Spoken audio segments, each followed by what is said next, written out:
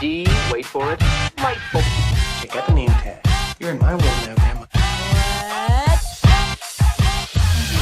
What's up, nerds, and welcome to my week in review, where I come to you every Sunday and I share 3 entertainment stories that I personally find interesting, and then we discuss it down below. Also, in the description of this video, you can find the articles that I read to do this episode, and you can read them for yourself and make your own judgment. So let's just dive right in and get into this. So for my first story, is about Pirates of the Caribbean. And of course, Pirates of the Caribbean has made a lot of money for Disney. And it's a very popular franchise for the studio.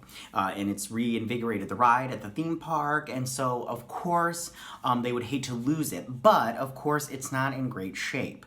So they're trying to kind of like revamp it and trying to do like a soft reboot, which is like all the rage these days in Hollywood. It's like crazy.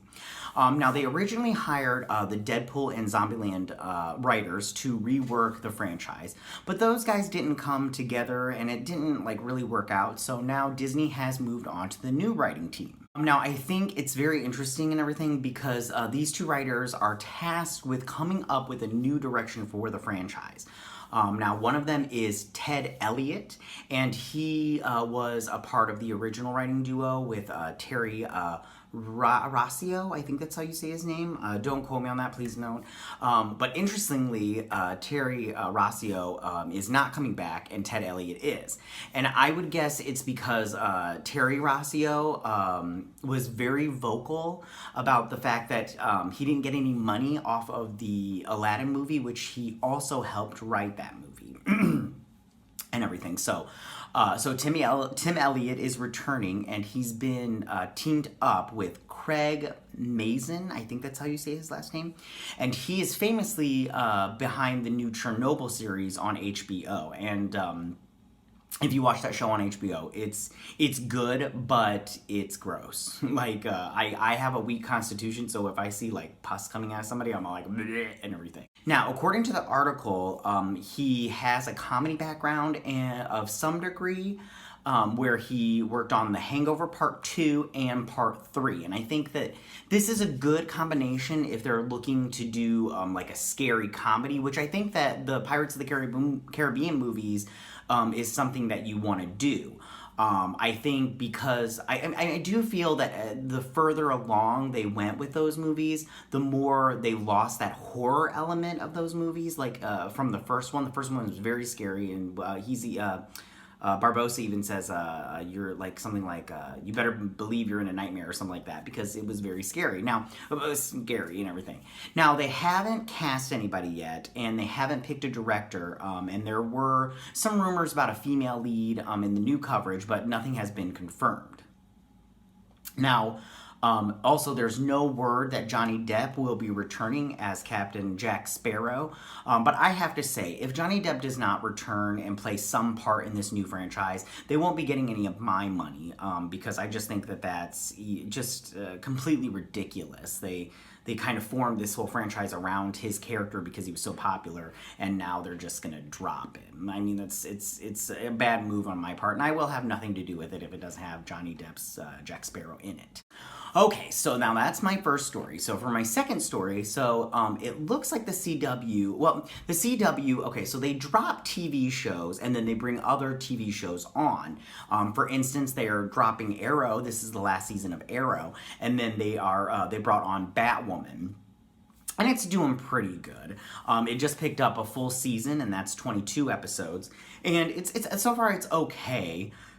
And I'll do a season 1 review when it's all over and said and done with. But it looks like they're now developing a a Clark Kent and Lois Lane show, which will be starring the Supergirl actors will be starring in that show.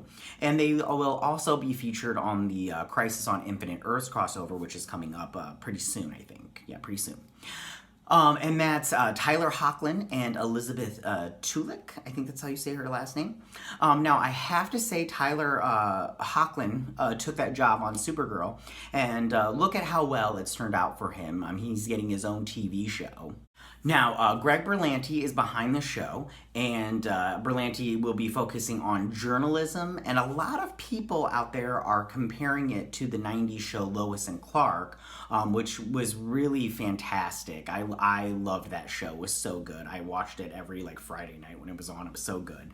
And I think it'll be very interesting to see, and I know a lot of people that when Superman finally showed up on Supergirl, a lot of people loved him so much that they were like, why don't you just do a Superman show and get rid of this Supergirl show? Which I think they should, because Supergirl right now is just hot garbage. I mean, that show, right? It's just turned into complete trash. I watch I hate watching it now, and every time I turn on an episode, I'm like, please, this one be the turnaround and let it be good, please, and everything. And it's not. It's not at all. So that's my second story. So for my third and final story, it looks like D.B. Weiss and David Benioff are leaving Star Wars. Now, if you didn't hear this, they went and they got a job to do a trilogy, a Star Wars trilogy for Disney. Kathleen Kennedy hired them after Game of Thrones was all said and done. Well, probably before it was all said and done. And they were going to write a Star Wars trilogy. But then it came out that they were doing signed a $200 million deal with Netflix now, and to create content for Netflix. But then what happened was, reading in the trades, that their first Star Wars movie was set to be released in 2021 or 2022. And Kathleen Kennedy's her contract is up in 2021, which we'll talk about in just one second. So 2022 was their first movie, because they've dated all three movies, and then the last one, it would be like a 9 or 10 year stretch and everything for all three movies. So while they're working on these Star Wars movies, how are they going to do content for Netflix? So they left the Star Wars trilogy, and they weren't fired. A lot of people want to be all like, oh, they were fired and everything, but from what it sounds like, they probably just left Star Wars to work on this content for Netflix. And so back to my Kathleen Kennedy and her contract, I honestly feel that if episode 9 doesn't hit $1 billion, she's going to be out, because she was probably putting all her eggs in one basket with D&D, and they just left her to dry now. And you know, they're going to do the Feige Star Wars movie, but they've already said they're not going to push that up now because they left. D&D left. They're going to keep it where it's at or whatnot. Plus, Kevin Feige is so busy right now. So I have to be honest, I don't think Kathleen Kennedy has too much time over there at Disney. Now, just to put a little cherry on top of this story, this is another story, but not it has to do with Game of Thrones. But HBO has just said that they will not be going forward with the prequel series of Game of Thrones starring Naomi Watts, when that was set 1,000 years before the Game of Thrones series.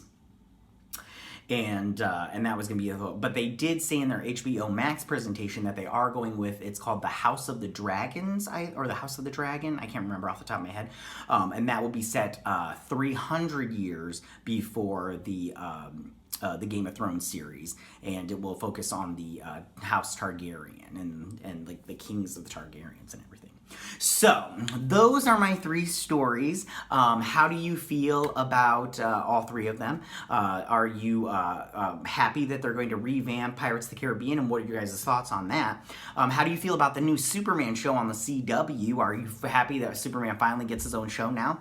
And how do you feel about David Benioff and D.B. Weiss leaving Star Wars? I have to be honest with you, I'm not sad to see him go, because I think that their writing is hot garbage, and they're just trash. It's so mediocre, it's ridiculous.